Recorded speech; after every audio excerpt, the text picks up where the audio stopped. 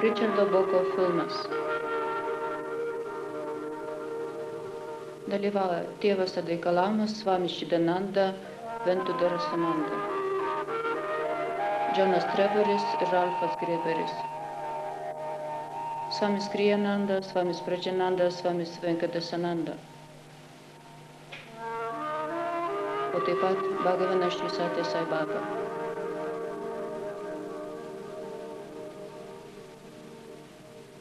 Scenarijus Richardo Boko, Janet Bock, Gilda Franklin. Pasakoja Rodas Kolvinas.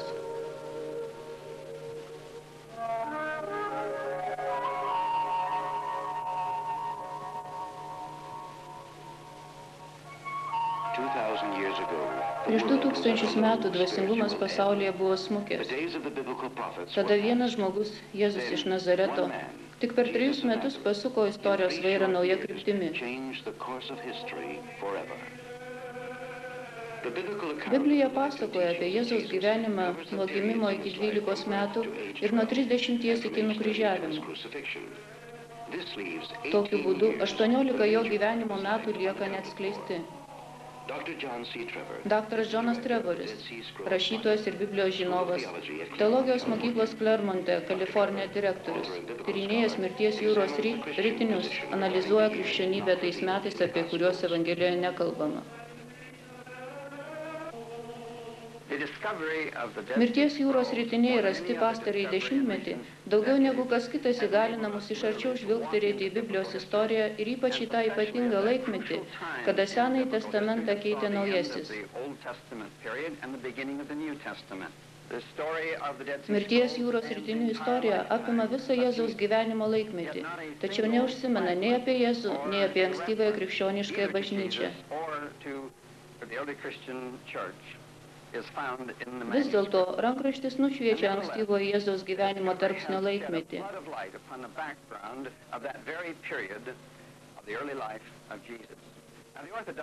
Ortodoksinė ankstyvoji krikščioniškoji bažnyčia visais amžiais rėmėsi 4 evangelijomis, kuriuose iš ankstyvo Jėzaus gyvenimo pateikiami tik keli fragmentai.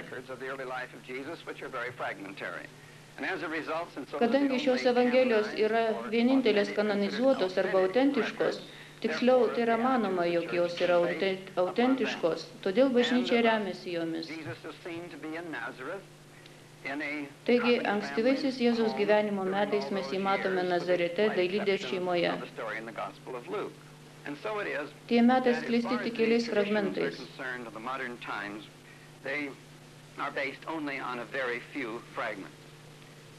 Vienintelis istoriškai aiškus dalykas, dėl kurio nekyla abejonė, yra tai, kad senoji krikščioniškoji bažnyčia susiformavo pabrėždama Jėzaus mirtį, prisikėlimą ir mokymą.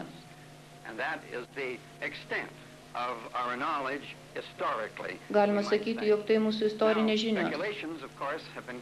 Dabar daug svarstoma apie ankstyvą Jėzaus gyvenimą ir teigiama, jog Jėzus yra buvęs įvairiuose pasaulio kraštuose, įskaitant ir Indiją. Tyrinėdami prarastuosius Jėzaus metus mes vykstame į Indiją, dvasinio imlumo ir klestėjimo šalį, Ramos, Krišnos ir Budos gimtinė. Indija kontrastų ir paslaptingumo šalis, dvasinių turtų datuojamų senais priešistoriniais laikais saugotoje. Tai šalis, kurioje 600 milijonų žmonių kovojo už išlikimą 20 amžiuje. Civilizacija klestėjusi prieš 500 metų, kuomet atsirado Vedos ir Upanišados, seniausi žmonijos šventraščiai, supažindinantys su jogos mokslu, nurodančių kelią pas Dievą.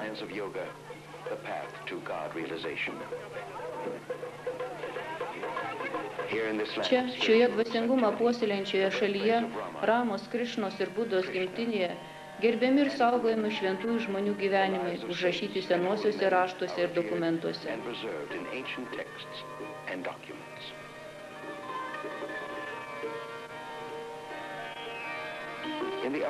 Sakoma, kad senuosiuose Tibeto vienuolyno archyvuose yra raštai, kurie iš pradžių buvo parašyti senąją palį kalbą, o vėliau išversti Tibeto kalbą.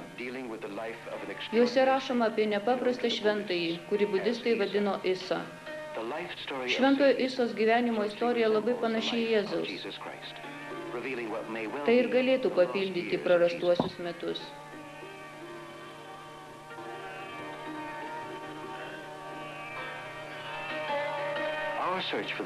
Legenda apie Isą veda mus į Šrinagarą, Kašmyro slėnį Indijoje. Čia, į šiaurę nuo Šrinagaro, tolimame senajame vienuolyne buvo rasti raštų ritiniai, pasakojantis apie Šventojo Isos gyvenimą ir mirtį.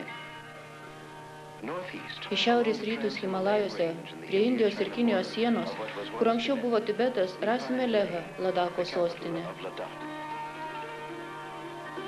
Šis miestas išsidėstęs Indo upės slėnyje, Indijos Kašmyro regione. Nedaug vakarų užsieniečių lankė šį tolimą miestą su jo vienuolynais ir senųjų karalių pilimis. Abipus šio kelio į Lehą yra ilgos akmenų sienos su išrašytomis budistų maldomis.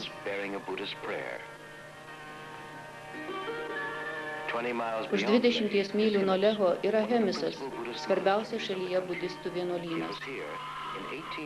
Čia 1887 metais atvyko vienas rusų keliautojas Nikolajus Notovičius, kuris išgirdo apie raštuose minimą šventąjį budistų vadinamą Isą.